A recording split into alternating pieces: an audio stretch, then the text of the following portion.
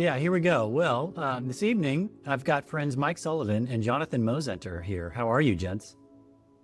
Hey, Well, Niles. well. Nice. Yeah, two answers, same time, buddies. All right. So the three of us like to look into stuff and to see what's on the other side of the Oz curtain, more or less. Because the more you look into things, the more you have built up what's called your discernment, which essentially means the process of how we know what is true or not, and what is good and valid information versus is essentially rubbish, nonsensical information that is misguided at best or intentionally propagandistic at worst. So Mm. one angle I always think about with this is one really has to kind of look at the dark information to really learn a lot. And people that aren't willing to go backwards or revert or rethink something aren't willing to look at dark information and are just kind of the ostriches that stick their heads in the sand. And not like our conversation tonight will just be about everything dark, but there's this kind of term that I know that you've used sometimes, Jonathan, called dark revealings, where you learn a lot when you kind of realize something is not what you've been told or not what you thought it to be. And I've always found that I do learn a lot more from looking at darkness rather than just sticking a head in the sand like so many people tend to do. So I know that that's a commonality that we share whenever I've chatted with you guys about just kind of sharing insights as to what we've gained and what we've learned from looking into some of these things. Maybe a topic of conversation tonight will be these using our discernment and highlighting certain things that we've didn't at one point in the past think were the way that we do now is a good way to summarize that. So I mean, I could do a little. Do you guys care to like give a little blurb on yourself on each of you, or should we just dive right in? How do you guys want to play it? Do you want to maybe say a little something about yourself, Jonathan, like what you're all about? Sure. I Other than being am. awesome, go ahead. Yeah, I mean, I think just to play off kind of what you were talking about, I think one thing that I think anyone who knows me well would say about me is that I'm a very open-minded person, and I like to take in a lot of diverse perspectives, whether dark or light or just all over this. I find that the more you're open to look at different things, the more the deeper and richer your life is, and the more you have an opportunity to compare and figure out what's really true. But as far as like things about myself that I've dug deeper in, just for people to know, for like career, I'm have a background in organizational development, which is helping people and organizations change and grow, and that's a personal passion of mine, is this area of growth. And I'm also interested in like meditation and I have a lot of diverse hobbies, and so I'm looking forward to bringing that all together and sort of a synthesis into our conversation tonight. Yeah, exactly. And what about you, Mike? Do you want to give just a kind of a brief blurb on yourself? I know that at one point, you had quoted your day job as being deep within the matrix. Or what did you describe it as? Yeah, I mean it's still deep within the matrix because I'll tell you, I was just skipping along the path of well-constructed life before I started having all sorts of awakenings. And Right. I've brought up a family and been married for quite a few years, and um, you know, I guess like any alternative researcher or someone who's in a spiritually awakened circle right now, you just kind of find yourself outside the matrix all of a sudden. And one thing that I've learned as I each passing year is I learn that I don't know more. Right. And the more you learn, the less you realize you know. The less you realize you know, Yeah. and it's absolutely amazing, but at the same time, it's exciting as hell. Yeah. And Yeah. And uh, it's neat how you've raised kids and, your kids are almost grown up and, have gone off to university and things at the time that we're doing this conversation. And you've been one of those awesome dads that's like had these learnings and understandings and is not like standard hard shutdown dad in terms of like being able to communicate some of this with your kids and stuff. So yeah, I mean, that's a lot amazing. of guys in my position, they kind of they become firm and set in their beliefs as the older they get. And what my kids are seeing of me is that I'm becoming more questioning of life and kind of passing that curiosity on to them as they get older. Totally. So it's an interesting dynamic going on. That's totally awesome. Yeah, and we can thank Jonathan and his operational development consultantness for organizing these conversations with the three of us, because we've had numerous great chats like the three of us together. So big high five to Jonathan. But let's start with the juiciest nuggets from the beginnings here. And you can maybe dive into this, Mike, but like how did you guys grow up? How were you guys when your parents raised you in terms of, let's say, a religious background or anything that you were indoctrinated into, good or bad, however much or however little? Because I grew up very kind of, my parents were very open-minded. I essentially grew up atheistic, which I think is a good starting point, to be honest, because I don't see any moral, a lot of people that are very religious use kind of religions as some sort of moral framework on things, which I think has nothing to do with that. I think it's more about just having nice parenting.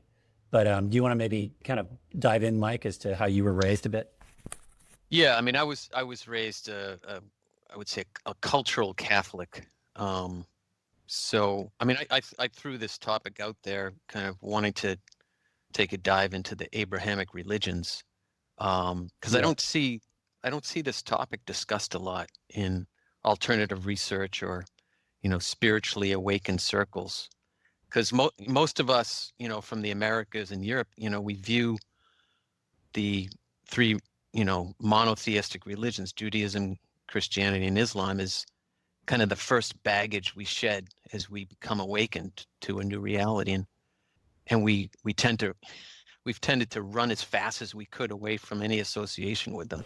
Yeah. And it's kind of like an allergic reaction. And I think it's healthy to, take some time to deconstruct how these look in, how they look at the historical lineage of Catholicism and Islam or Judaism, whatever one you were brought up into, and understand not only the negatives, but also the positives, because, there's an often quoted phrase, don't throw the baby out with the bathwater.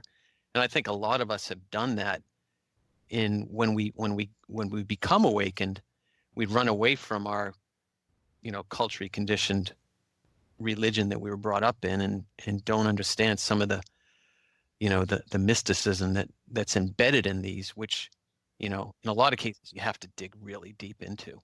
I always like to kind of have a phrase of separating spirituality from religion, because a lot of the the three main Abrahamic religions, in their positives and negatives, one thing that is a negative aspect of them is oftentimes they're very dogmatic at best, or even fundamentalist at worst, and can be huge detriments to any sort of real spirituality, is what they've kind of turned into these days. In terms of isolating the individual from finding things directly on their own and making it a sanctioned thing where you have to go through them to apparently, have some reach to something like the divine. So I think it's that difference between the kind of outer exoteric and the esoteric development of what they've done. And it's interesting because there is a lot of good information in the texts themselves. I mean, I haven't read the Quran or, the Talmud. I've read parts of the Bible, but I know that there's probably really good information in those things that has been co-opted and also rewritten through time. And a lot of the juiciest stuff has been taken out as well. So it's like, you got to take everything with a grain of salt. And like you said, Mike, it's like when you understand things internally and you start developing yourself, you become enough of a developed person where you can then start reading into the symbolism and the allegory into some of those texts and using those as a separation between what is kind of a church-going dynamic or this is like what the latest and greatest dynamic of one of these structures says, instead of just you directly interpreting what's on the pages. Right. Yeah, and it's always like, I think it's good to always point out that with each of those main Abrahamic religions, it's like the vast majority of people in them are peaceful and good people, but then yes, it's like they have these factions that just go bonkers. And of course, leave it to just, the maze of awfulness of the Joker spirals of our media that only highlights all the negative stuff and doesn't. I guess there was some, at the time of recording this podcast, there was some march in the Middle East of some huge amount of Muslims, against any sort of violence whatsoever in terms of anything that you could even begin to put a fake word of like terrorism on. But it's like only the negative stuff gets highlighted. And especially in terms of like, you don't see that as much internally within like extreme religious organizations that do things that are what something would be portrayed as from the Middle East in terms of a faction that's gone, like extremism on either end is always kind of something that is never really, I think, never really put into proper perspective for what a small percentage of it is, but how much it's really highlighted or how much it's really not said.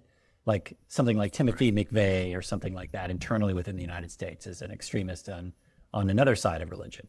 So, or on another religion internally within the United States, I should say. But what about you, Jonathan? What was your upbringing? How were you? How much Tower of this did you have to burn down?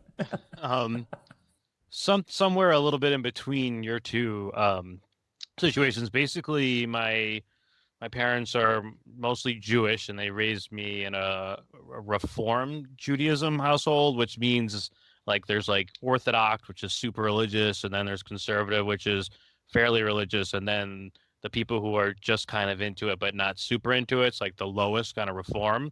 And so I did like Hebrew school up until like I was 13, where I was bar mitzvahed. And I learned later that was mostly to appease my grandfather, my mom's dad. But my parents were never really that religious. So that was kind of the context I was into it. I was kind of going to these classes and whatnot, but really at home, we were just kind of going through the motions. And my parents are both like social workers. So I would say like the predominant kind of worldview that was kind of coming out of my household was more of like a psychology kind of worldview, which I think was definitely helpful in terms of understanding people. And so after I was bar mitzvah, my parents are like, well, you can do whatever you want now. And I pretty much stopped going. And I was I was like, I'm done with this. This was boring. I couldn't get into it. Yeah, I think there is something with the innocence of youth where, in that first pre-10-year-old area of life's time, I know sometimes there's talk about the first 7 years of your life is like, if you're indoctrinated in the first 7, it's like they got you for life. But I think in that early stage of life, young people have very good barometers on falseness before they get kind of fully indoctrinated. So the classic example that I guess I've sometimes highlighted is when some kids in church, and then there's that reverend that's talking in that fake like strip club voice, and he's all phony and artificial, and he's saying weird things. He's like, Jesus Christ, save your soul. And a young person can read into that and be like, why is he talking funny like that? Why is he saying odd things? He doesn't seem very authentic. It seems like it's just a facade. It seems like there isn't a lot below the surface. And I think young people can read into that pretty well. So it's nice when you have a family that maybe, likes the church or for the community of it. And it's not like a super aggressive bonkers thing, but it's a community building thing, and it keeps open minds. But it seems like a lot of the times that is not necessarily the case at all. And especially when some sort of religious institution just like devolves into purely a political institution, that's when I really kind of am like rolling my eyes at it. So, tying any sort of religion in with politics to me is always just like blah. So, right. Yeah.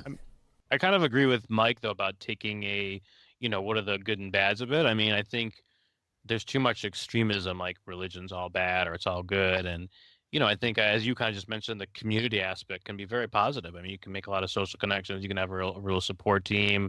There's a lot of charity going on, and, and there's definitely some of the text is definitely valuable in terms of teaching morals. And then obviously there's all this dogmatic stuff that shuts down our ability to free think and take in new perspectives, which is highly toxic. So I think it's really healthy to take a balanced approach. But my actually now my view on this has kind of changed. I was pretty much agnostic for most of my life, and then just never really atheist. I couldn't really get past of like, I don't really know how you prove that God doesn't exist, or I don't even know how things exist, so Yes, I was this is like, well, much I gotta stay dogma. open to this. Yeah. It's like I can't resolve that logically, so I gotta stay open.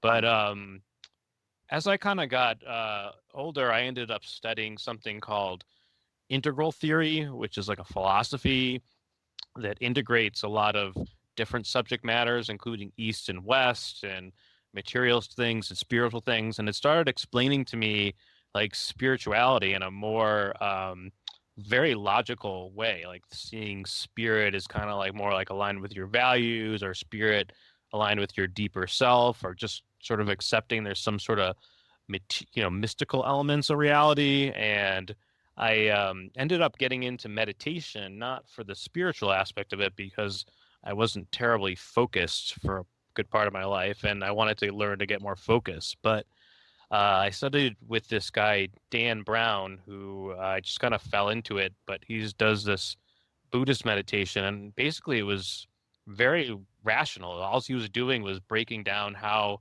the consciousness works and how you get to like ask the question, who am I really? Which is an interesting question, because we usually associate who we are based on kind of our experiences, or what people told us about ourselves. But it's asking us more about like, who am I as like consciousness? Like, what is consciousness? What is that really?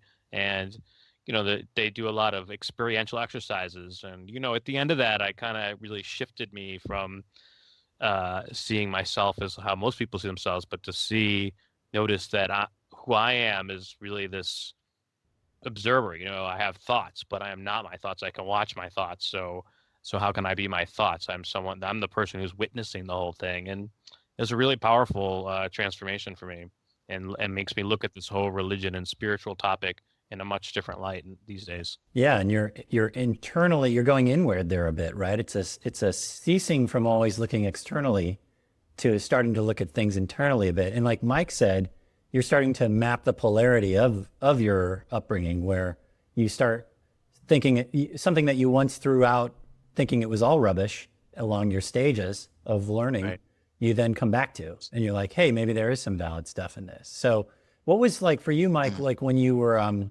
coming up, what were kind of some first things that you could remember along, let's say, a path of understanding that really like rocked you after maybe, at however old you were when you kind of had a first kind of head cracking or two or three? I mean, it happened a few times. I mean, I've yeah, I'd say a series of events. I mean, I was always reading books when I was growing up, and a lot of these books, while they seem, kind of tame now, started to crack open things for me. Like, in fact, there's I think there's some on Neil Kramer's reading list, but the trilogy of the Lord of the Rings and the Silmarillion. I mean, I read these books when I was, just maybe 11 or 12 years old, and they just, they were allegories that Tolkien put together that had me thinking in a different way than a lot of my peers. But then, when I was 19 or so, I started having, I would call it an existential crisis.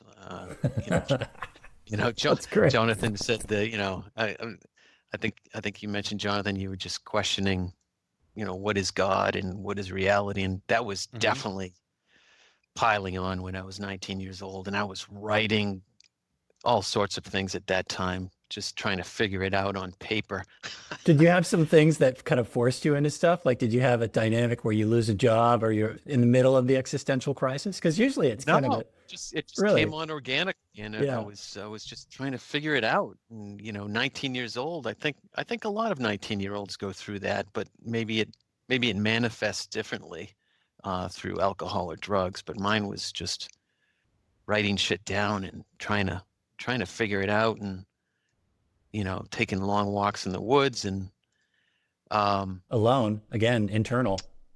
Yeah. And that's the thing. It seems like the commonality between what we're all saying is you start really turning the mirror at yourself a bit. I think that's really the secret sauce, and that's kind of a dynamic that I oftentimes have talked about and have learned so much about in the last 5 years, is just the internal external dynamic.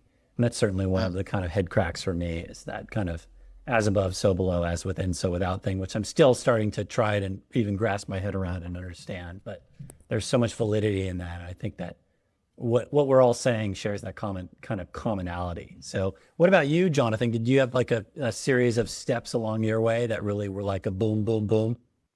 I mean, I've always been someone, as my mom describes me, even as a little kid, someone who, if things didn't make sense to me, I wasn't playing. I was gonna do it how I wanted to do it.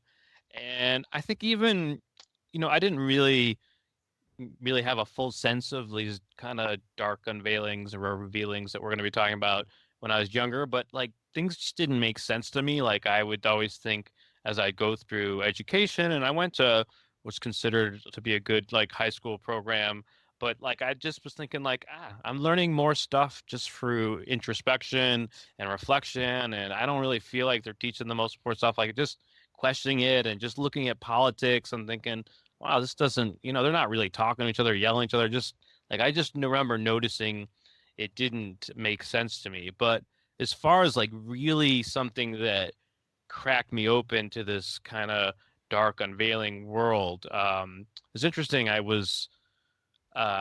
had one of my friends had recommended to see like one of those movies. I think it was like Thrive or something, and I remember there was just something. This was a little bit after I started meditating, and we're talking about this internal thing. There was something inside me that was like, no, you fucking have to watch this. Like it was like a feeling like I've never had. Like something deep inside me was saying like this is important. And I remember actually saying to myself out loud, well, I guess I'm gonna have to watch this, like in response to this like really deep kind of movements. It's Yeah. like I was like surrendering it to it.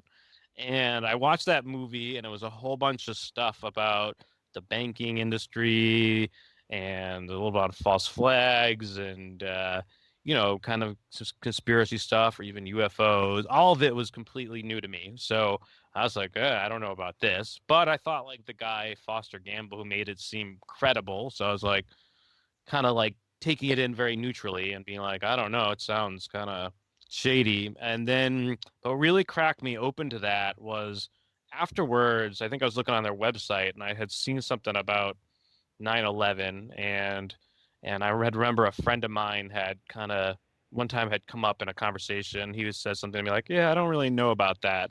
And then I didn't really talk him up at the time because we were talking about something else.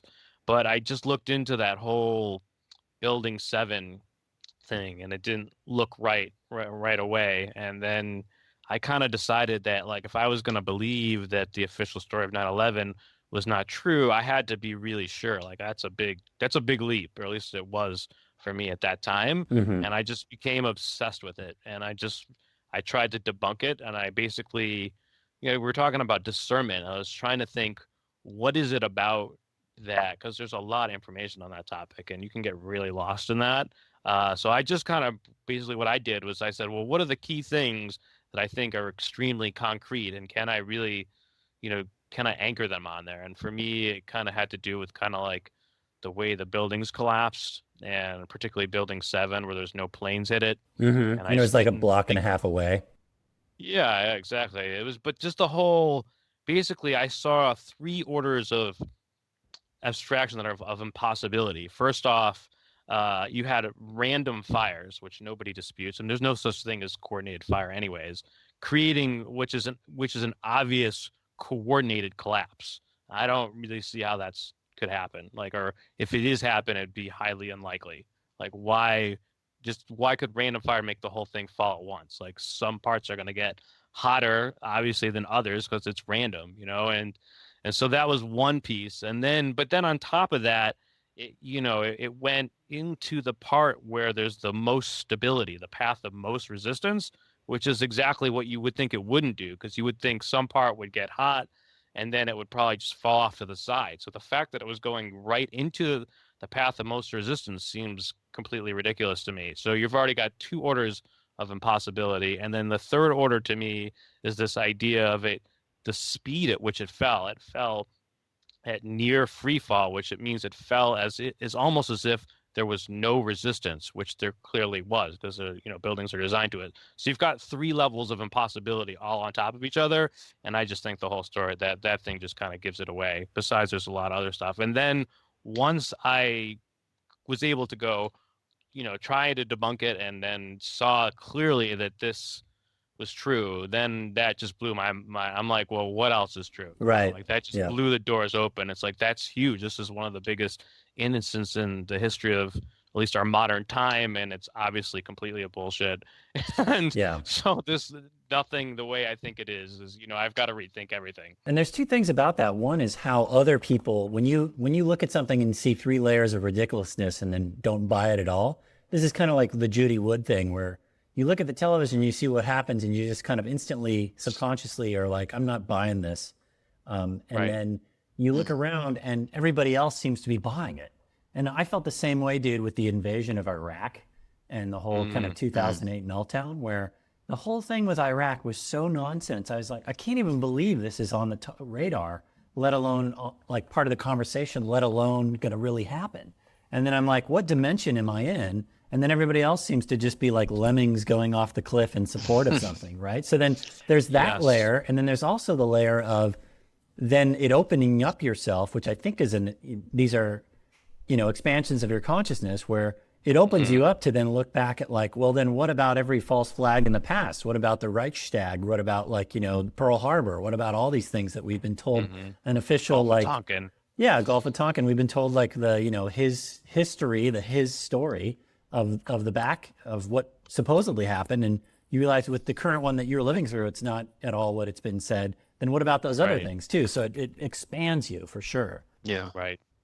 I was just going to say I mean, Jonathan mentioned the word discernment, and I mean, the more you look into this stuff, the more real time you can figure out if you're being played with events or news that come up, every day. For example, I don't want to get into the whole Trump election and all the latest dynamics with Trump, but the news that came out that the CIA is now claiming that Russia swung the election to Trump. I mean, that is absolute bullshit, and it reeks of just false flag. And 10 years ago, I would have been beside myself that Yeah.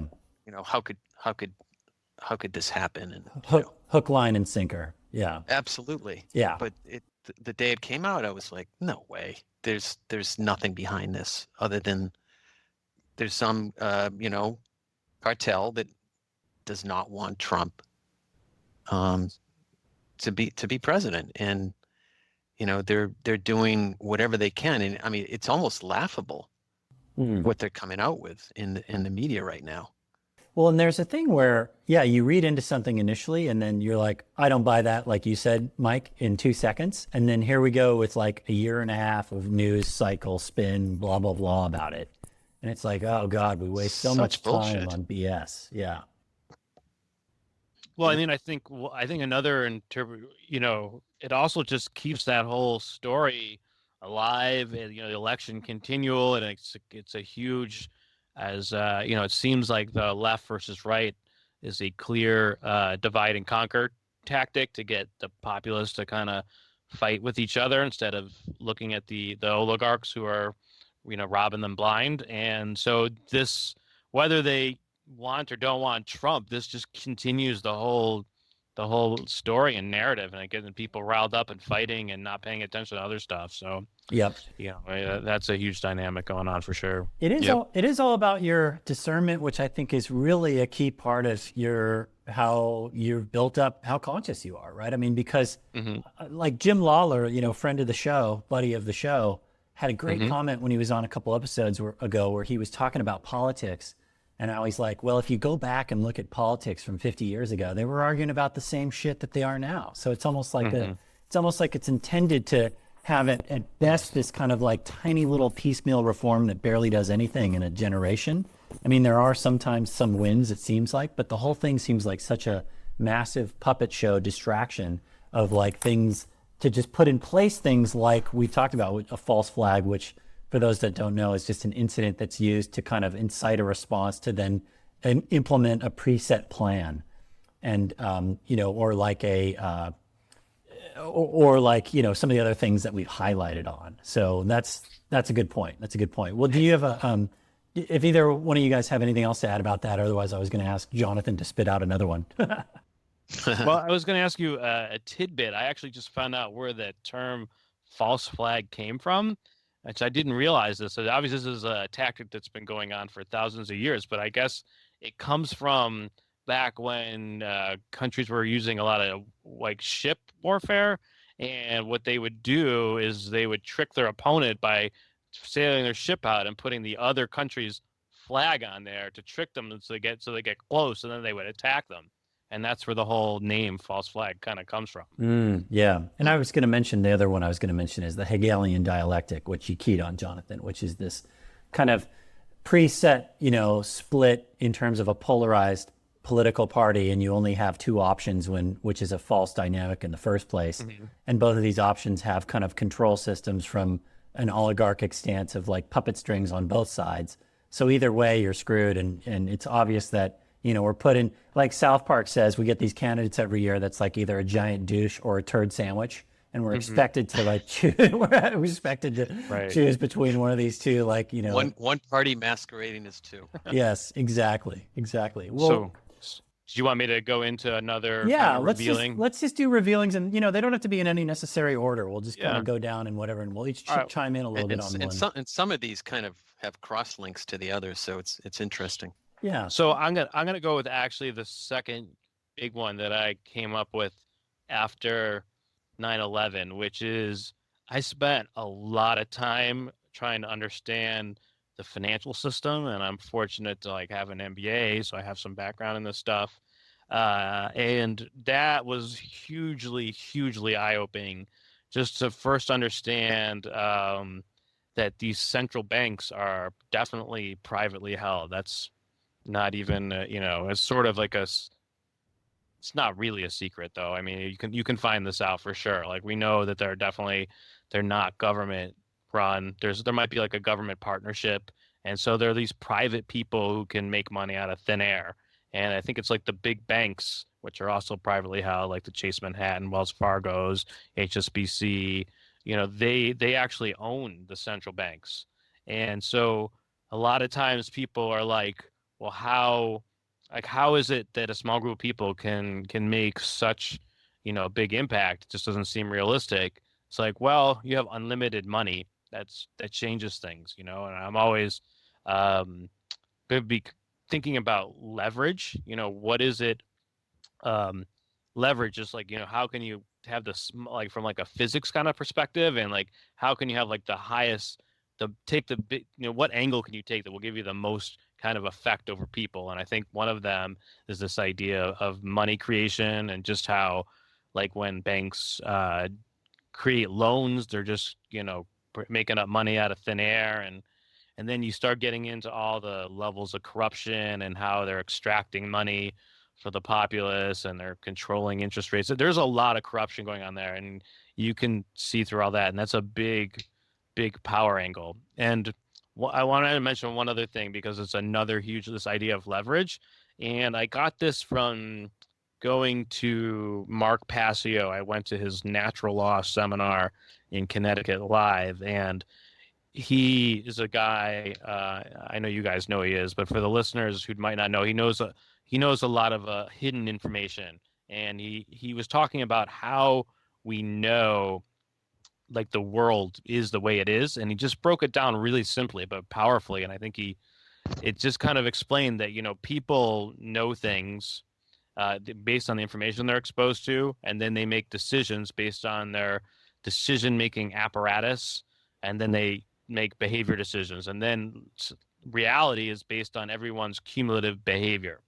So when you think about that, you realize that the bottom two parts, there are really high leverage points, which is information that because we're all making decisions based on the information we're exposed to. So what I've come to discover is that the elites have put a lot of energy in controlling what information you're exposed to. And you can see that all the major Western medias are owned by like 6 corporations.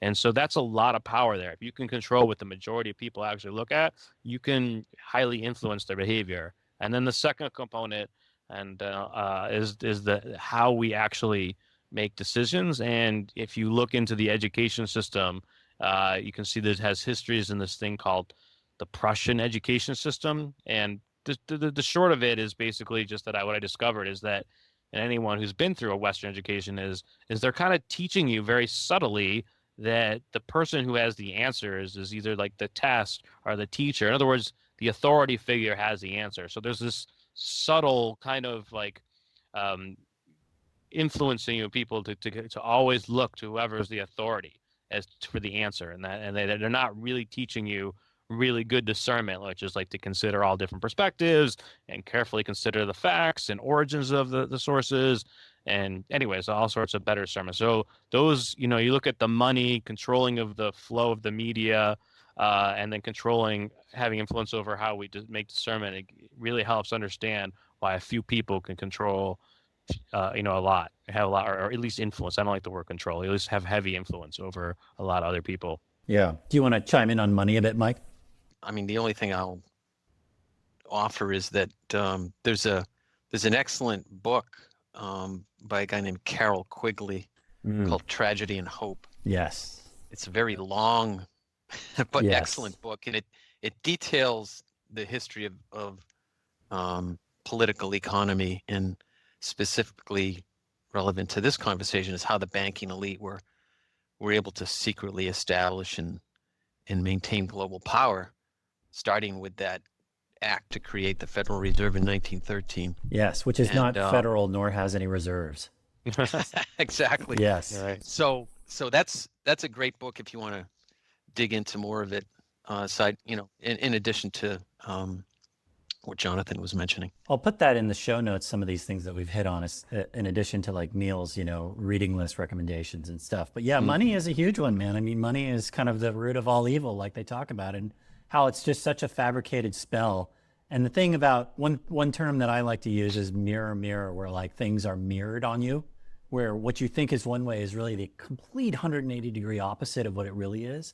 And money is a paramount dynamic with that, where it's like, yeah, we think that structurally we're set up to be, money is what we strive for, when in reality it's like so much of money is the problem. And how like, yeah, presidents that try and actually change the banking system are the ones that really get, like JFK was the only one that tried to kind of adjust it, and you saw what happened with that, and how the Federal Reserve Act is this shady backdoor dealing that like anybody that knows the money systems, if like from the founding fathers, have those quotes about let me just only care about who prints the money, and I don't even care about who writes the laws, and those dynamics of how the control of the money is everything. And how in terms of mirroring money, we have this thing also called the L curve, which I think is this website called lcurve.org, where people have no concept of how just absolutely like medievally distributed the money is in this country, where we don't have this curve that's like a standard arched curve of like the middle class, the poor, and the rich. It's just literally a straight line. And then when it hits like the top 50 families, it's just a straight vertical line. So it shows that these very, very few families control everything, and control the information that you read, and control the money system, and are the ones behind these, banking systems. So, and then you talking about how things are mirrored and used to control people. I mean, we use language like a tax cut, which, because it's mirrored, a tax cut is really a redistribution of the money from the poor and the middle class to the rich. And a tax raise is a redistribution of the money from the rich to the middle class and the poor. But it's like every election, we hear this shit over and over again. And it's like the mouthpieces are blown at us, where it's like people don't even see that things are so mirrored and backwards politically, because of just this kind of like these politically expedient euphemisms that are used around money and the financial systems. But I think a lot of people realize that it's so endemically, systematically broken that you do see the rise of new things trying to at least do what we can from a bottom-up level to adjust the financial system, like Bitcoin and things. But in terms of that, I mean, it's just like, yeah, so much of it has been occulted, like Passio would highlight, and how you have to look into the occult aspects of things to really kind of get to peek behind that veil and see what's going on with kind of the skullduggery of the financial system. So totally. One thing I was just going to say, well, I mean, the elite, they have this money that they're making up out of thin air, and you can use it to kind of purchase things. And what they want to do is keep people in this material reality, because that's where their power, they only have power in this material reality. If everyone is worshiping, they want people to worship money and fame, because they can make people famous with their control of the media and their unlimited money. And so that they really want to emphasize the culture in that direction, get everyone to value the things that they have influence over or high leverage over. And so all the metrics are geared towards that, like gross domestic product is kind of like one of those ridiculous statistics that we use a lot, like, or because it's just measuring consumption and not necessarily what we're consuming. Because you could, you could have a society that only eats cotton candy all the time and they're consuming lots of cotton candy and they have a great, so I'm just saying, it's like, just because you're consuming something, it's not necessarily positive. So, to contrast this, we were talking about earlier about where the direct contrast is this idea of spirituality, but like, what is your soul, or what are you even your values? And that's really, I think, trying to look at what is the leverage for the people, and how do we swing this in a better direction? And I think if we can create people getting more geared in healthy values, whether it's like peace or good communication or better discernment or like understanding truth or wanting to help people, ethics and morals like that, we can swing the culture, just starting like creating communities and having that kind of emanate out. That's a way, because that would be the antithesis of this materialist world that the elite want us to inhabit. Mm-hmm. And, another one that we could dive into is the language and how our language has been so reduced and, co-opted. Right. And I even would maybe we should even find a better word than elite to describe the kind of top of the eye of the pyramid, right? Because it's like calling them the elite is almost like a positive towards them. Yeah. And so it's like it's a compliment. Yeah, we need to Financial elite, you could say. Financial elite, yeah, or we Right. should call them the alien mass creatures from John Carpenter's They Live or something, like the alien alien co-opted race that's controlling. Right. That's a very small percentage of aristocratic bloodlines that do run everything, because, like you said, Jonathan, it's like they want you to bow to money because they control the money, so it puts them in control. So why don't you throw another one out, somebody? So, how about education? Education, yep. I mean, talk about dark unveilings. Yes, and conditioning. Yes, and education is a huge one, because it really establishes an overarch where you see that structurally so much is set up for little people from the beginning to just co-opt into the system as it is now and not realize that there's ways that you can do things better. It's just designed to grow little robots for capitalism.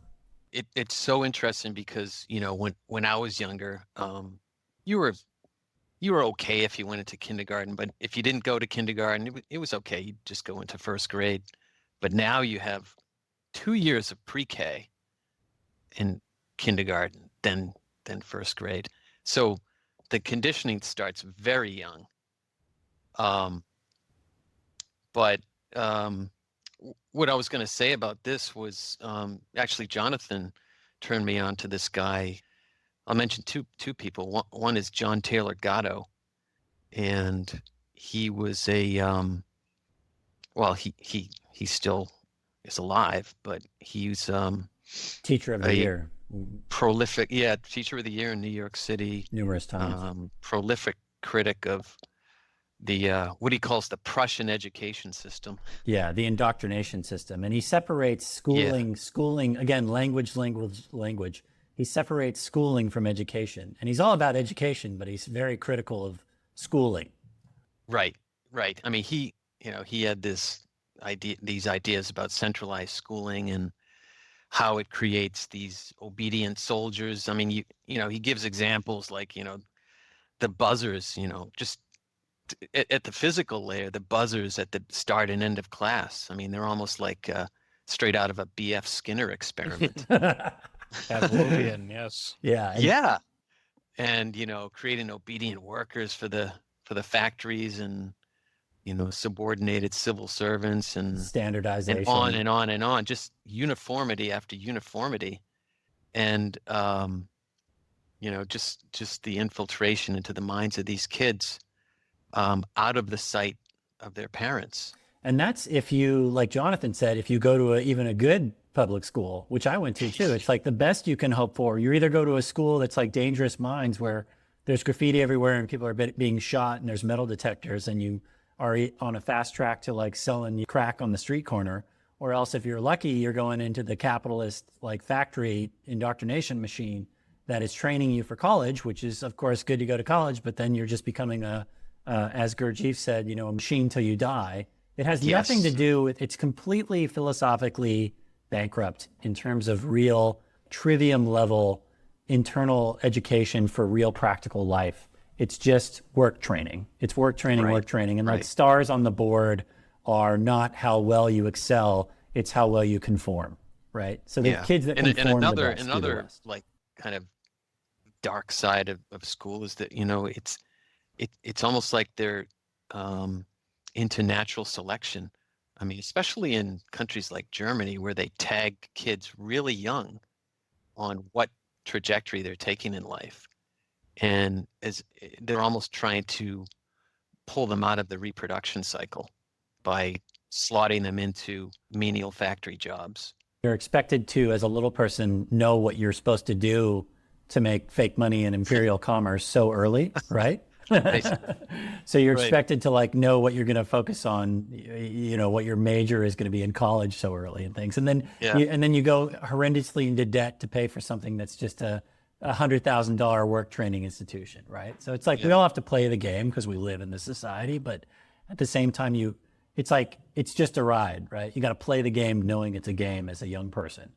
So, you layer on top of that. So I listen to John Taylor Gatto quite often, and he's got a lot of great insights into, what's happened with this quote Prussian education system and how it conditions everyone. But I'd say from the mid 90s onward, we also saw layered on top of this kind of an insidious return of cultural Marxism in the form of, political correctness and over the top anti-bullying campaigns and like aggressive lobbying for these gradations of, male and female genders and enforcing, how you speak to someone with the correct gender pronouns. I mean, this is relatively new in the educational system, 20, 30 years old. But there's this guy who one of our common friends turned me on to. His name is Jordan Peterson, and he's a professor at the University of Toronto. And he's a really interesting and articulate speaker on this phenomenon of cultural Marxism. And he talks about a complete forgetfulness of what happened resulting from Marxism just 60, 70 years ago in the Soviet Union and China, where there's this drive toward this egalitarian utopia, and it's present in university life today in a big way. Yeah, and say what you will about, Jan Irving and being very imperfect, but one thing that he certainly discovered is this whole kind of trivium education system, which is a dynamic where, like the one-room schoolhouse used to have in the 1800s, where if you look at letters of, Civil War era letters back in the day, they were so beautifully written and well articulate and used higher vocabulary. And as schooling has gone on, it's like there's been this kind of fog index, watered down standardization of it's no wonder that we have this kind of ill-informed, ignorant populace, because the schooling system is just underfunded. And then even if it's properly funded, it's used for, this kind of backhanded way of just kind of indoctrinating people. It's not really training you like this original trivium education system did, where it's training you to be a more open the mind, flower open the mind dynamic in many different areas of art and literature and higher thinking and higher aspirations, slowly chipped away over the years. Yeah. Well, do you want to throw another one out there, Jonathan? Yeah, a couple things. Well, I think you mentioned, I just quickly adding on about the there is this whole idea of debt, slavery. I think that's, you mentioned about the colleges, but I think it also extends to mortgages and home prices, that there's this real emphasis to get people into a lot of debt that forces them into this lifestyle where they got to work all the time. And then there's this culture that just reinforces, the goal is to make good good living, have kids, reproduce. In other words, but there's nothing about questioning, the paradigm itself. It's just about the culture's emphasis of how can we perpetuate the system that works for a few people who created it. In fact, there's a really good book called like Life Inc. That's pretty mainstream and accessible, and it's kind of about the origins of this kind of like central banking system in the 1600s and the origins of corporations and corporate fascist power. That's a good book. I think there's even like a 10-minute video about it. But the other one I wanted to talk about is actually healthcare and how our current healthcare system is a rook, and it's not really giving good treatment. And there's a lot of ways to look at it. But first off, I want to talk about like compare what I would think would be a much healthier system, and this idea of looking at people holistically versus deconstructing them in parts. Our current system has all these kind of like specialists, a cardiologist, a gastrologist, et cetera, et cetera. Everything's kind of specialized, and it's also focused on more like bodily fluids, where these part where they're doing tests and they're giving you medications, and it's very focused on that end. But really, what I think is a healthier system is to look at things more holistically, to understand that somebody's psychology and someone's physical body are intimately connected, for sure, and looking at how all phases of life. In order, if you're really going to solve someone's health issues, you're going to have to be really holistic to do it well, including looking at someone's deep psychology, shadow, their habits, their food intake, their culture, like how aligned they are, their life is with their deeper self, or whether they're in motion towards that. All of this can these psychological things impact physical things. And I think in our current system, they're not talking, the different departments aren't talking together that much. It's very compartmentalized. There's a heavy emphasis on the pharmaceuticals, which is a very corrupt industry. If you look at the people who run the FDA, they're all ex-members of these pharmaceutical companies, and they're not really going through, the government's not really going through great testing of many of these pharmaceuticals. It's actually, they're just using tests by them. And if you combine that with like producing unhealthy food and then forcing these people into these lives where they have to pay off this debt and they're not living the lives that they want to, it makes them unhappy. You create this whole environment where they're creating the problem, and then they're creating this faux solution with these medications, that are all over the TV. If you're tired or if you're not happy, you need this pill or whatnot. And so there's this whole system of wealth extraction while keeping the man down, I think, is another eye opener. And I've definitely think there are some positive things about Western medicine. I don't think it's all bad. Certainly some of their measurement techniques and some of the surgery stuff, I think, has certainly added a lot of value. So I don't want to poo-poo the whole industry, because I think there is good stuff in it. Like we were talking about religion early, you've got to take the pros and the cons, look at it critically. But we need to take those positive things and combine it with some of the Eastern views, and just and experiment with alternative stuff. I've had a lot of luck with integrative doctors over the last 5 or so years. I will only work with practitioners that are looking at things more holistically, to the extent that's possible and they're available. So that's a big one. Yeah, dude. And that's so much of that is mental health, right? Because that's the thing about the whole psychiatrist industry and psychologists, is that a lot of the problem with that is that they're dealing with people that have a mental problem because of the fundamental structural problems of the society and culture living in modernity in the Western world. That's very hamster wheel of stress and awfulness and environmental destruction. And it's just really hard on people to be in this entire culture. And then they don't, like, you go into a shrink's office and they think everything's your problem. And it's not, there's no acknowledgement of societal structural problems. And then they just medicate you. Right? They just throw a pharmaceutical on you, and then they just mask. They're I'm sure that I don't want to poo-poo again this whole industry. I know there's people good within that industry, but that's another Sure. issue of like you said, Jonathan, of just how things are. There isn't really the attempt to get to the underlying foundations of why things are the way they are. It's just trying to do the quick fix solution, because like all these things that we're talking about, if you really got to the underlying reasons of why all these separate things are the way they are, then the dominoes start to fall and you start having these awakenings like we're talking about. So, and that's the difference. And then like, yeah, the petrochemical agriculture industry and the factory farm industry, and how that's just this big revolving door that's so tied in with lobbying and politics. And it's just this big, massive corruption of like, to talk about stuff being mirrored again, the healthcare system oftentimes isn't a healthcare system, it's a sick care system. And there's so much more to do in keeping people sick because of the way that the system is currently structured in our like FUBAR society. And yeah, and it's the dynamic, and that's one of the reasons why we're making a whole entire show about this, shamansofglobalvillage.com, to talk about like other alternative ways that societies in the past have worked for thousands of years about doing things in more of a whole picture sense, a holistic sense, like you said, or a natural earth-based sense. So absolutely, dude. Yeah.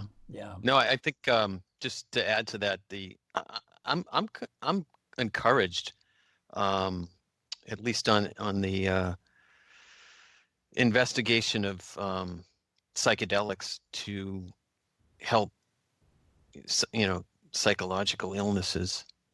There was a very recent study done between New York University, Johns Hopkins, and University of Wisconsin on psilocybin that they studied about 50, 60 people who had depression, cancer patients who had kind of existential depression, and the results were just astounded everyone. And so these people are digging into more studies on how psilocybin can help kind of a wider number of people with depression and other psychiatric illnesses. So there's a lot of work going on in that, and it looks like there's a decent amount of money going into that right now. Yeah, So- and that kind of leads us into the next one, which is the war on drugs, or like I like to call it, the war on some drugs, which is, again, to mirror things. It's like all about, I think the two summaries that a commonality of everything that we're talking about is turning inward, looking at things internally, because all these systems are opposites of what they really are externally, and also that they are all trying to lower human consciousness, right? So the war on drugs is all about keeping anything that it's expansive illegal and everything that is contractive legal. So we have all these substances that are Schedule 1 that are so expansive in short periods of time, while all these kind of dangerous pharmaceuticals are as legal as they can be because of the corrupt, entire financial system, because everything exists to just kind of make the fake money in imperial commerce and keep people on these treadmills of being kind of these robotic people in prisons of their mind to just kind of continue in this system and not ever turn inward and not ever expand. So the war on some drugs is just this other dynamic of just like everywhere you turn, it's like things are backwards. If you kind of buy the traditional line that was from kind of white picket fence suburban America, that's the whole another one. And that kind of ties in a lot with the whole, healthcare industry and the dynamic of that. But somebody want to throw out another one? Another big one I would say is the military industrial complex is not what it seems. And if you take like a holistic perspective, these central bankers, this is not just a United States thing. This is most of the major countries in the world are in debt to these bankers on an international level, whether it's the IMF, the International Monetary Fund, the Bank of International Settlements. And they intentionally, I talked about earlier in the show about this idea of like divide and conquer. So we talked about how left versus right is a divide and conquer, but if you look, they divide and conquer is done all over the place. So even country conflict, like the Cold War, is another kind of divide and conquer. So what happens is it's a huge wealth transfer. Basically, these elites create this nationalistic propaganda to get everyone to believe one narrow story about how their country's right and they demonize the other country. I think that came up earlier in the conversation when we were talking about religions, and you guys were talking about how like the negative terrorist aspect of Islam is demonized, even though it's an extremely small minority of that population. And I've been to Middle Eastern countries, and they're extremely nice. So I've been to Morocco, and anyways, it's so that's definitely a good experience for anyone to go over there. But continuing on with the military-industrial complex theme and how it's a wealth transfer, where basically the elites own these corporations that are tied with the military-industrial complex, and they force us. A large portion of our taxes are going into these to pay for the military, and that's a fact. A huge percentage of that, and so it's a huge wealth transfer upwards. And then they're also using, the military through like false flags and other propaganda to get resources, like going into Iraq and trying to get oil, and so this is a huge another game to kind of keep the upper hand in the small minority people, because of course obviously people die in that, and also this ties in with the idea of fear. I think fear is another huge control mechanism. So if you have the fear of war, the fear of terrorism, that this is a way when you keep people in fear, they're in a lower consciousness mode, and they're not able to have a higher view of themselves, and that's part of the whole game, is to keep all these mechanisms we've been talking about, whether it's feeding bad people food, or not giving them the appropriate medical attention, or not allowing them to have their full self-expression because they've got to pay off debt. All of this is geared towards keeping the majority of the population at a lower vibration base consciousness place. And so the few of us who kind of somehow transcended that, are able to kind of see that stuff. And so it's definitely helpful. It's freeing. I think a lot of I think a part of growing is becoming more and more free, and so it's about seeing how our external environment and all the things we've been talking about in this whole show are kind of constraints on how we view the world, and kind of transcending them. And then there's a whole other set of freedoms internally, and like looking at our psychology and our past and our shadow. And I know you were talking about your show, Niles, and how some of the good drugs, some of the psychedelics are very helpful in freeing ourselves and seeing both the external and the external things that are obfuscating. Because a lot of people don't know this, but everyone who grows up has traumatic experiences. It doesn't have to be like something extreme like a rape or something, whatever. We all feel failure as a child at some level. And what happens is that people tend to make up nasty stuff about themselves based on that, and it's like a deep emotional issue that's deeply embedded us, and it operates at this very unconscious level, and it really affects our lives. And most people don't even know what this is, let alone what their own shadow is. And then once finding out what your shadow is, that's only another step in getting rid of it. That's a whole other process. But these are all orders of getting more free. So our consciousness is more and more free to see more and more truth. And I think with the advent of the internet, it's allowed for a lot of this control of the information that kind of has been opened up a bit. And so for the people, so that's, as Mike was talking about, things that are very positive. I think the internet's been a very positive, like the new Gutenberg press, slowly, in terms of raising consciousness. So I'm optimistic, even though there's a lot of bad things happening. There's a lot of good things happening too. In some ways, the bad things are getting more obvious, and that's fueling more good things to happen, because people, a lot of people don't really get going until they're like kicked in the ass pretty hard. And so some of this stuff is kicking people in the heart, whether they're having a hard time financially, or they just can't deal with Donald Trump, or even there's the people on their side who've seen the corruption from the Clintons and Obamas, and God knows it's coming from both directions. And so there's a lot of momentum to move things in a positive direction. Even the negative information can be seen as a motivation to move the world in a more positive direction. Mm-hmm. Yeah, and the internet, dude, certainly has changed everything. I mean, imagine the amount of knowledge that we've gained from the internet, which also can be a tool for spreading massive amounts of bad information. But if you like discernment, and spying, you mean fake news, Niles? Fake news, and Yes, NSA spying, news. And like you talked about the military, with these government agencies that are doing nefarious things that are like, the NSA or the CIA, like capitalism's invisible army, which just exists to seem to keep the status quo, or like the war on, Right. a fake war on an emotion like terror that just exists to keep the status quo and to keep fear going and put your consciousness in that box, and to put people that are more conscious in these head spins of like, what reality am I living in? How is this even on the radar of the conversation? But yeah, and you realize that kind of the stance of like how we've talked about empire, all this stuff is kind of a way of the military being a wing for kind of this triple crown trinity, where there's just these very few people that run things, and this very few amount of, hubs for how things really go down, in terms of like, Israel and Rome being the homes for these, religious hubs, and then the military of the United States, which has this just demonstrable spending. Like, yeah, it's something like over half of our tax dollars go to the military in this country, just to be used as this kind of wing for empire to kind of, get involved in all these nefarious things across the world that, we just are always meddling in other people's shit constantly. It's all the drums of war to rally fear, because that only helps a very few and hurts many. And like you said, Jonathan, I mean, with the medical industry or with the military, people die. And a lot of the times it's like people don't really get off their ass about stuff until white people die, because you always see like indigenous people getting screwed and dying, or brown people getting screwed and dying. But then the second it like really starts hitting the middle class is when you really start to apparently see slight movements for incremental or piecemeal reform.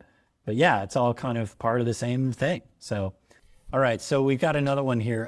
One thing that I had kind of jotted down for one that has really been a discernment head cracker for me was the 7 Hermetic Principles, finding out about those, which is something I've talked about on this podcast a bit. But it's kind of like the Kybalion is a book that we'll also put in the show notes that I know you guys are familiar with, that has kind of like what you could say is a cipher for a lot of this stuff, where when you look at these 7 principles, which are cause and effect, rhythm, gender, polarity, vibration, correspondence, and mentalism, these 7 things are really a decipher code for a lot of this. Because, for example, polarity is something that is very much used to, split people in politics. And it's very odd with every election in the United States how polarized the country is, and how suspiciously close it always seems to be to me, and how when you are so polarized either way, regardless of party, you lose your objectivity, and you're much easier to control. So again, another way that a system where in the realm of Earth, which is very polarized, I think part of our growth, again, to look at the dark, is to realize that we've transited into this realm of high polarity because there's a lot to learn, and it's very difficult. It's a hard place to live on Earth. And you look at something like politics, where when you understand from an occult stance of things that have been occulted and hidden, like the 7 Hermetic Principles, you can see that things are very intentionally designed to be polarized, and to really use that as a system of control. So the 7 Hermetic Principles have been just a huge like decipherer for looking in and seeing behind the curtain of a lot of this stuff on my end. Right. Almost like a lens that helps you focus. Focus and decipher reality. And I think a lot of this stuff is designed, it's almost like you were saying, Jonathan, it's designed to turn you, not stick your head in the sand, but turn it off. And we haven't even talked about the media. And most people know how rubbish the media is, especially from a top-down dynamic, where it's like you had mentioned, I mean, so much of the media is controlled by a tiny little amount of companies that just have kept. I remember through the Clinton years when there was that merger after merger of like Time Warner merges with this, or like Viacom merges with that, and you see these just consolidation of our media, where unless you have a very bottom-up kind of local small-town media, or kind of a free and independent press, it's like everything is being controlled by these very few people that run shit, and it's all bad information. So it's almost like it's designed to get you to turn it off, so that you look either at local sources of who you interact with in your real life and how that affects you within your real life, or what you discover within yourself. And that's kind of a part of what Kybalion could help you with, kind of these other principles of mentalism and correspondence, which are very much designed to help show you the dynamic of what is going on within you is really a huge element of what happens around you and outside of you. Yeah, well, what I've kind of found is a tool that kind of helps with a lot of these things, and I don't know, I'll talk about it relation to polarity, but this idea of going meta, but like kind of looking above, like kind of taking a pause and then kind of going above it and then taking a whole new perspective by like taking.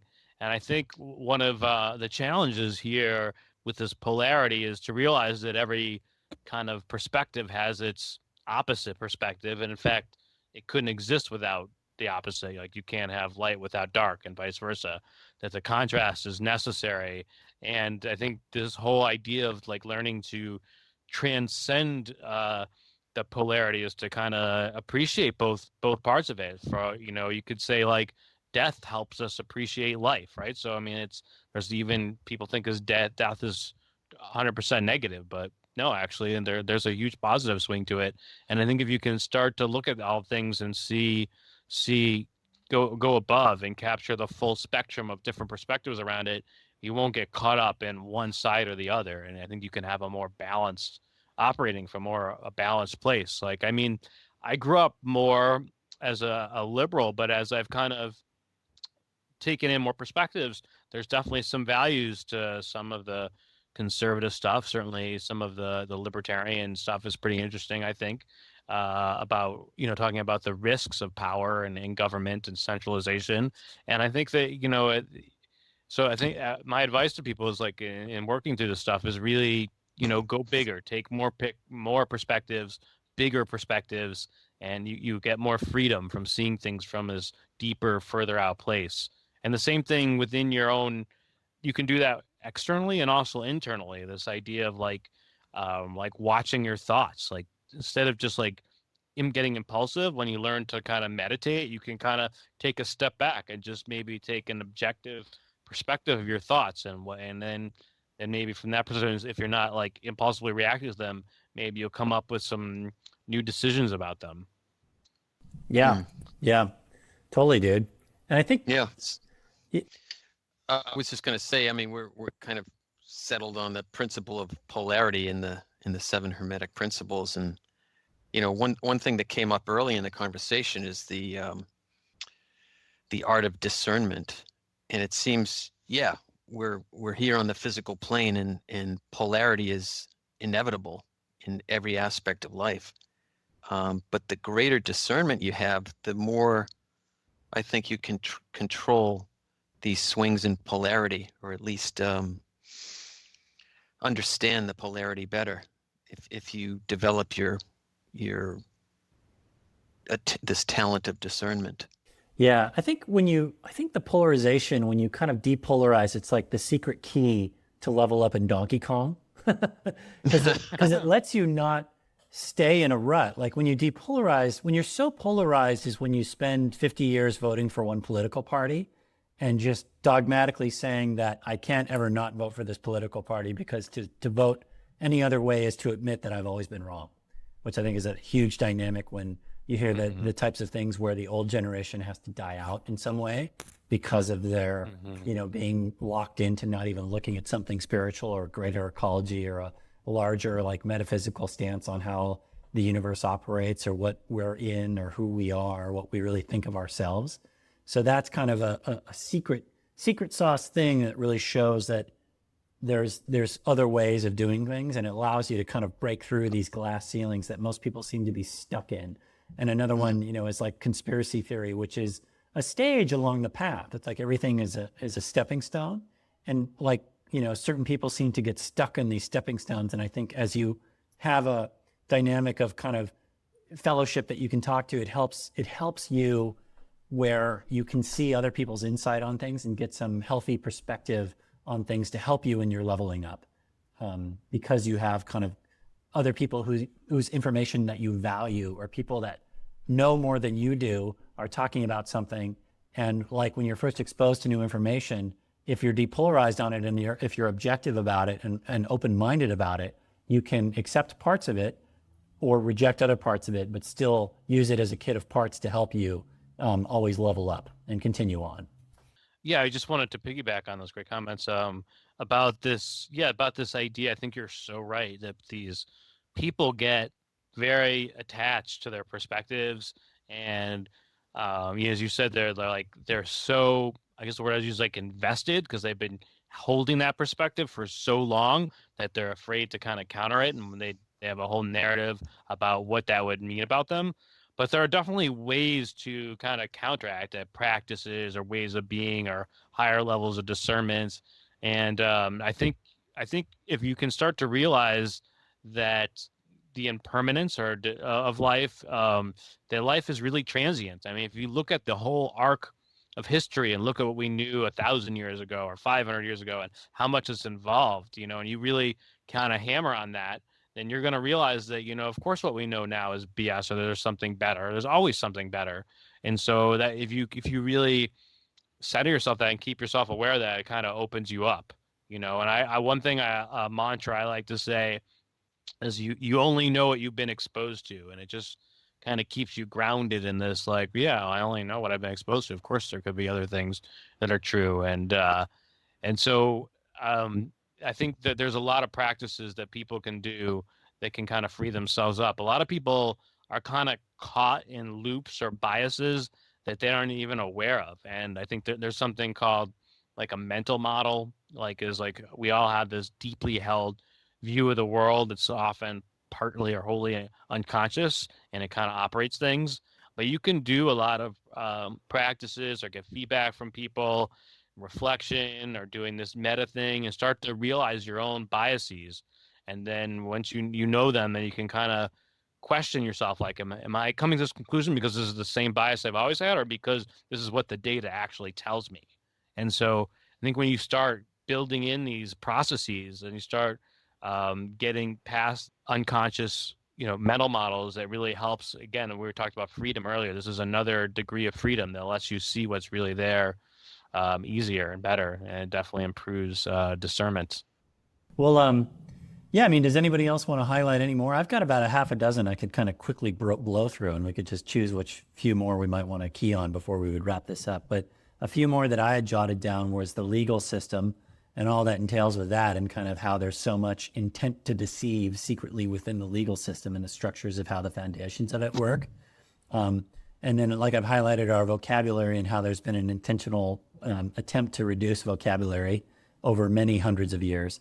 And then how big ones for me are, these are a bit more conspiratorial, and of course I can only kind of speak to what I feel, but another big one is the intentional pollutants with things, such as things that get very conspiratorial, like there's claims that fluoridation of water calcifies our pineal glands, which is very possibly an internal system within us, like our, the body's internal special systems. Like you could even argue like a lot of validity in how Eastern spiritual practices have talked about chakras or energy points within the body. The pineal is very likely a very key part of releasing, dimethyltryptamine within the brain, and how that's kind of like nature's secret back access to multidimensional states and higher states of consciousness, and how fluoridation of water has been very kind of slyly and secretly put into water systems, which just so happens to calcify the pineal gland and shut that shit down. So that's one that for me was like, whoa, if that is a thing that is intentionally being done, if that is true, if that is in fact accurate, that's a very sneaky way to kind of shut down very special beings that are capable of much more higher things and higher states without them even knowing it.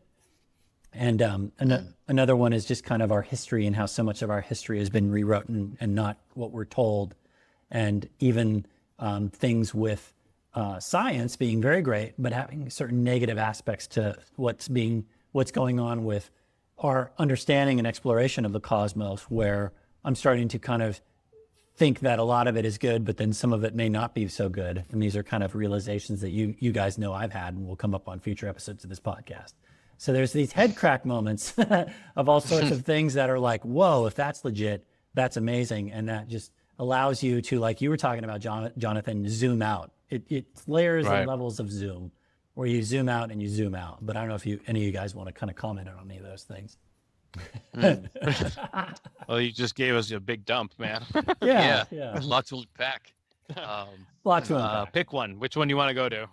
Well, I guess we could talk. I've talked about legal stuff on this podcast in kind of very specific episodes. So I know that's a whole rabbit hole we can dive down, but I don't know if anybody wants to talk about like intentional pollutants in the environment and how some of them are very intentionally there to. Yeah, I mean, I haven't looked into this pineal calcification. I've heard a lot about it. Kind of being in the alternative research circles, it always pops up.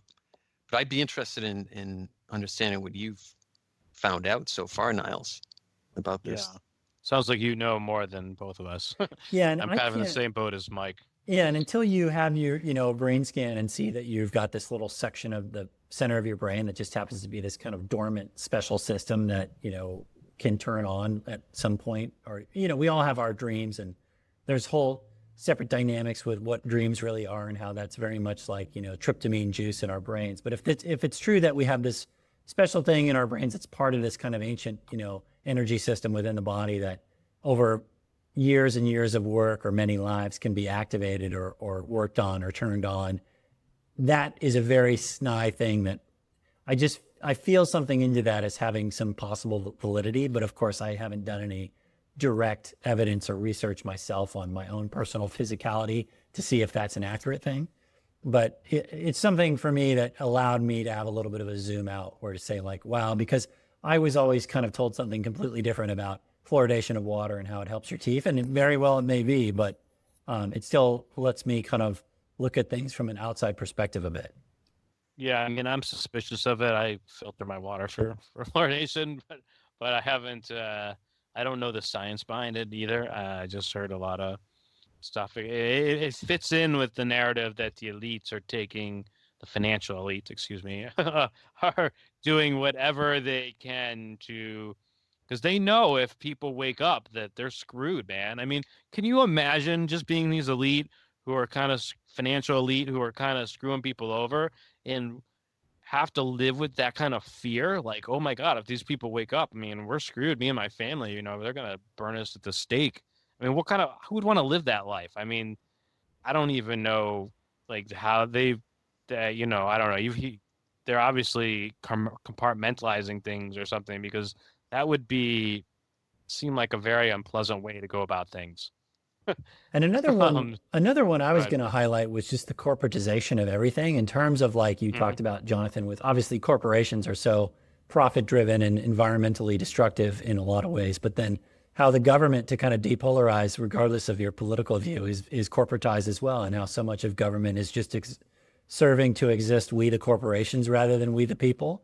And even you could argue, and this kind of ties into legal things, like the human being has been corporatized through the name, which is a whole nother dynamic. That's a whole nother rabbit hole that if at birth, there's things done with you that kind of lock you into a system with an intent to deceive around your name. That's a whole nother kind of level of the pineal dynamic that was like, whoa, this leads me to believe that this stuff is very old. It's been going on for thousands of years, and they've figured out very snide ways to keep very powerful beings, like you say, in very lower states. And there's been thousands and thousands of years of this, and it takes, hundreds and hundreds or thousands of years for people to realize that this is kind of a thing where, yes, if we wake up and we realize these things and we don't just consent to all these things that we don't really realize we have to, we're so much more powerful than we think. And a very small percentage of people that are secretly running things behind the curtain aren't going to be in control anymore. So totally. Here, I wanted to take this idea, and maybe combine it with kind of your ancient history idea. And I can't say this is like valid, 100% valid, but it's an interesting idea. In some of the books that on Neil Kramer's list, there's this one, the Rosicrucian book about the cosmoconception. I don't know if you guys have read that book, but it's a very interesting book, and it's a very meta book about history, and it's kind of suggesting that that history goes into these different epochs where there's certain kind of goals, like higher level goals, and maybe one of the reasons that we have this dynamic from a positive sense is that that wants us to kind of build up the material reality. There's this huge emphasis on material. There's, some of these mystical or occulted texts suggest that at different points in times we were more spiritual beings, and we were more, and now maybe in order for us to have strength in this material world that they had to kind of figure out a way to shut that down from a higher perspective. And now we're coming to this place where at the internet, where the East has been kind of somewhat keeping away some of these spiritual connections, like Tibet and some of the other that have real spirituality. That's more about that's not like the dogmatic religion that shut down your mind, but more to help you see reality deeper. And there's this huge integration where we're taking all the gains of the material, that we have with the material world, and now we're integrating it with the spiritual element to create a higher, more evolved being. And so it's another way of looking at things. I mean, I stand back saying, I'm not saying that's true or how it went down, but I thought it was an interesting, compelling arguments. Yeah, I mean, I think there's some evidence coming out to support that in terms of this cyclic nature of existence. I mean, you listen to, the catastrophic theories. There's multiple schools of thought saying that there was some sort of catastrophe 12,000 years ago. And, Graham Hancock and Randall Carlson say there was a comet that hit Earth. The electric universe theory says that there was, this plasma discharge from another planet that hit Earth. But whatever it was, there was there's hundreds of mythologies that point to a huge catastrophe about that time. The other thing that comes out is that there appears that, humans were a lot more spiritual pre-catastrophe. Yep. It's like a reboot. Yeah. And so time. we slowly got into this materialistic world. And now, as Jonathan mentioned, we're getting to some sort of, point in the sinusoidal wave where it's going to start to integrate spirituality and materialism. Yeah. And maybe that's what the, Kali Yuga age or the Yugic cycles of this age, this dark age that we've been in and we're coming out of is about that we had the fall from being badasses to this, all this shit we've been talking about now that we have to deal with. And, and it's tough, right? It's hard. It's like we have to break through that. And maybe, I think that's a beautiful perspective, John. I mean, maybe synchronistically in terms of deep time, you look at this cycle as a way to kick our asses to make us, put on our superhero capes and get back to where we once were again. And you have to do it by having this whole, stark thing of male dominance and left brain imbalance and suppression of the divine feminine and this whole imperial crap that all this stuff deals with, where it forces us to bust out of our shell and break out of the coffin and climb up to the light, right? Get out of Plato's cave. So, and I wonder if it's trying to get us to where we were before or to some other level. Is this like a repetitive cycle, or is it, this ongoing development in the universe? Yeah. Or is it spiral like? Is it like a repeating pattern that spirals and changes each time? Yeah. Right. Well, if you take the adage of as above, so below, what makes sense for me is just it's like different, it's like creation, it'd be no fun, if you're a creator, if you're the creator, if everything was scripted, what's the fun of that? But what is fun, for us is running experiments. It's like, well, I wonder if I do this and that and what will happen. I wonder if we can create more of that. And I've got to, it's a beautiful, amazing universe.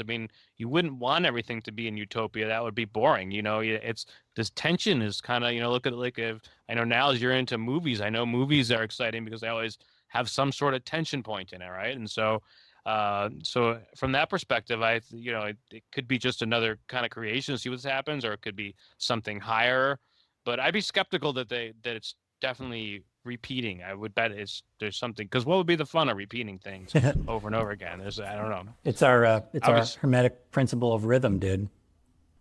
Yeah, it's showing. Well, there are some repetition, but if you were the creator, why would you want to keep creating the same thing over and over again? Yeah. Maybe there's alternate variances of. I'm being very speculative. I'm not saying I know anything. I'm just right. saying. And everything everything I ever talk about ever is take it with a grain of salt. I'm just sharing what I feel I've gained and learned through some sort of wisdom at this point in my life. And to be the opposite of some locked in political stance where it's like, I was right then and I'm right again 50 years later. It's like always be in motion. So, but dudes, this has been so awesome, man. Mike, you've been on an amazing initial podcast. So this is just. Yeah, this is great. Yeah. So much to unpack, guys. Yeah, we'll do another one of these, but do either one of you have any kind of wrap up final words you want to say before we sign off or anything? And just kind of whatever. No, I think I'm good. I look forward to our next talk. That's all. Yeah. Well, thanks for coming on, fellas. It's just a delight. I love chatting with you guys. I think we've always leveled each other up. So, yeah. I got something. If you don't mind, I jump Yeah, in. take I would it just away, say, Jonathan. Yeah. Yeah. I'm just saying that, like, this idea of just seeing life is a bit more. I mean, there's a lot of heavy stuff going on, but I think if you can take this meta perspective and try and find the positive in it, and I mean, I think it's like we get to witness all this huge change, and if you can get on the other side, if you find yourself on the dark side of polarity, try and find the light side of it. I mean, I think whatever is going on, like I posted on my Facebook today, that fake news is a great thing because it forces us to sharpen our discernment. We got to figure out what's real. And so I think if you can find a way to have a positive reframe and kind of see life a little more lightful, playful, I don't know, I don't know, it's to your benefit. Absolutely. And I totally enjoyed this conversation with both of you, as I always do, and look forward to future conversations. Yeah, and getting together in person. I think that's important. Yeah. That's right. Yeah. Niles, you got to move right. to Boston. Yeah. Come on, Niles.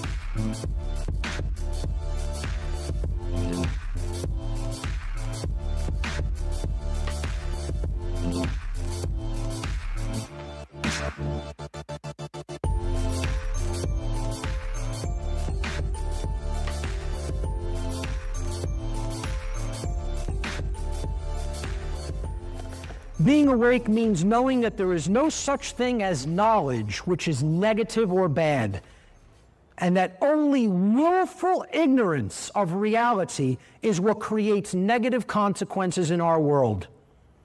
Knowledge is never bad. Knowledge is never negative.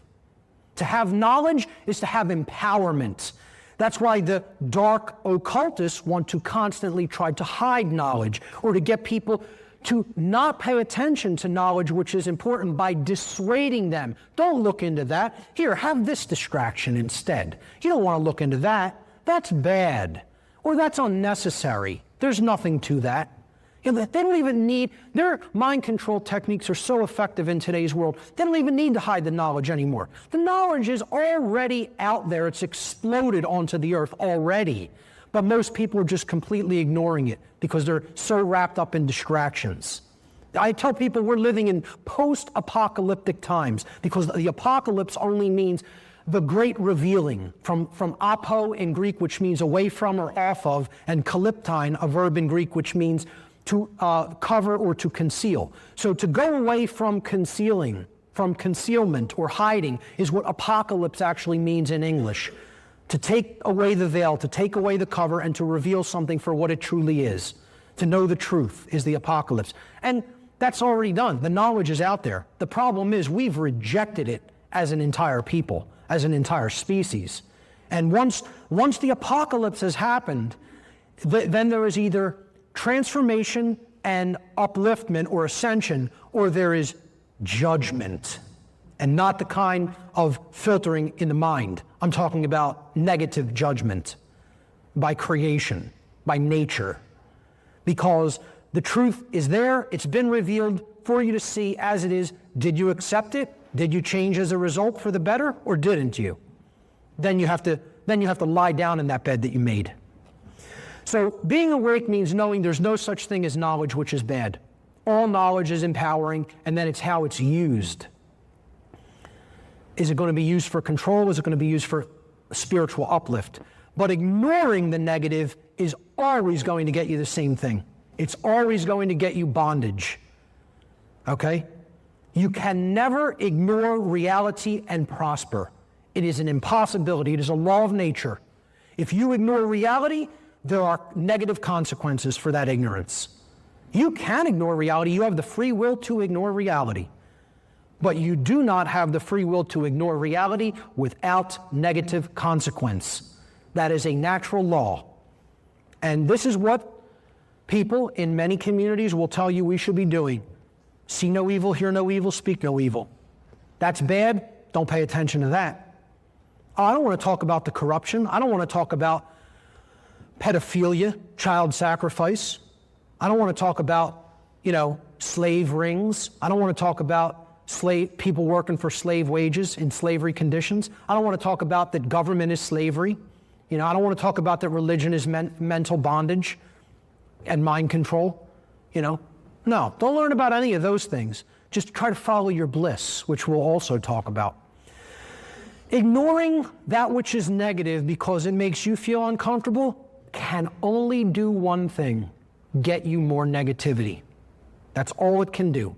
And I don't mean just you personally. Yeah, you can run down to the tropics and ignore reality and somehow live an existence that for you is a little pocket of comfort in the individuated sense. But I'm saying the more people that ignore reality on this planet, the more the aggregate population of humanity will go into deeper and deeper bondage. And each individual that's doing that is contributing to that overall dynamic. So this is the position that means that you're completely asleep. Putting your head in the sand, not wanting to look at the negative, not wanting to look at the truth about what is in the here and now, regardless of how ugly that may be. And please note the body posture. This is like the creator making a really awesome joke, okay? Because if you have your head in the sand, your ass is up in the air, okay? It's a beautiful thing that the body was designed, that the only way you could put your head in the sand is being bent over and ready to get it, okay? So, we do not give power away to something that is harmful simply by putting our attention upon it and becoming aware of its existence. This is a New Age deception, okay? Just becoming aware of something is empowering you.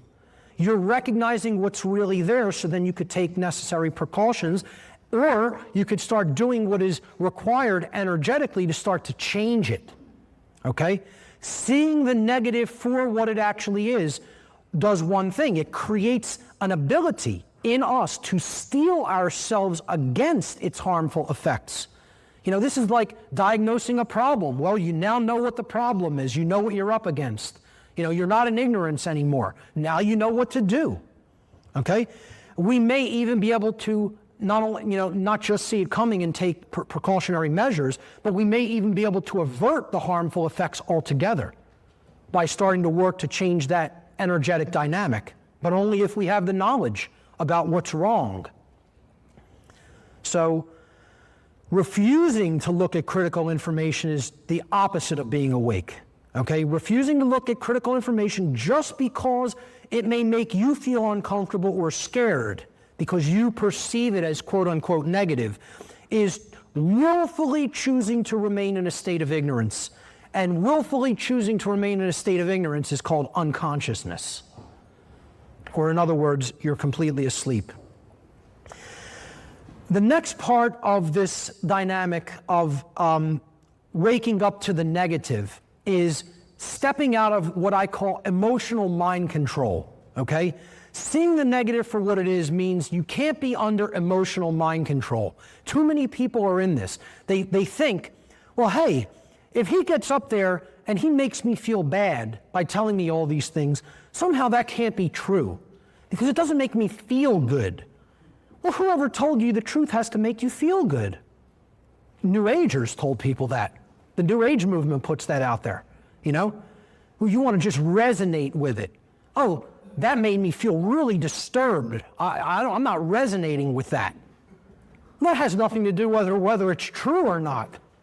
Okay? All that matters is whether something is true, not whether how it makes you feel.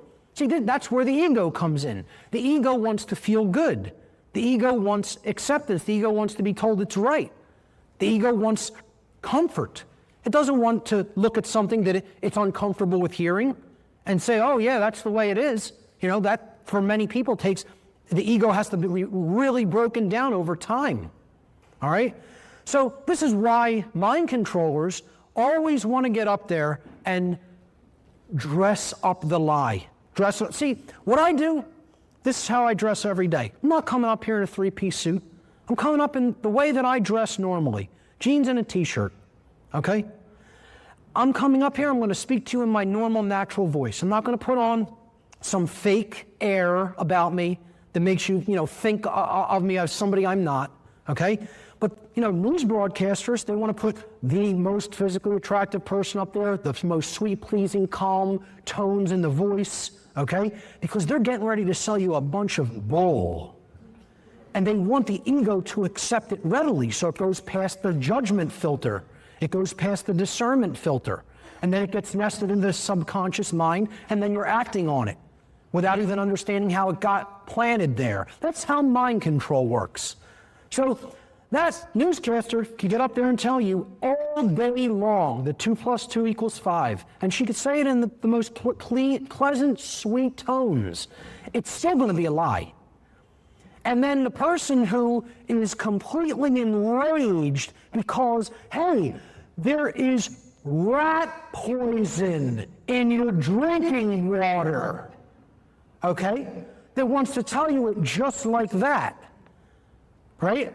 That's somebody who's crazy. Look, he's telling us we're being willfully, deliberately poisoned by people who are running the water supply and who direct that process? Yeah. Okay? But you don't want to share that because that made me feel bad. And then what can I do about that? How could I actively get involved in not having that done anymore? That takes effort. That takes work. That takes action. Well, it doesn't mean that it wasn't the truth. You could feel bad about the truth all you want. It's still true. And that's all that matters. So again, with my presentation style, it doesn't make one damn bit of difference how much you didn't like something that I said. If it was true, it remains true. Believing that we are somehow in the right to willfully ignore a message of truth just because the messenger is somehow distasteful to us is a symptom of total madness. It is a symptom of mind control and insanity and unconsciousness. And this is how people want to weigh truth. They don't want to actually look at the information. They want to look at it, say, do I feel good about that? Do I like that person? Do I like his voice? Do I like his mannerisms? Oh, then, hey, what he said must be true. I mean, how could there be any more logically fallacious way of thinking than that? And yet this is how many people think, unfortunately. And it's insanity. I don't care how much a lie is wrapped up. I don't care how much truth is disturbing. 2 + 2 = 5 is always going to be a lie. 2 + 2 = 4 is always going to be true. It still equals 4, no matter how it's dressed up or not dressed up.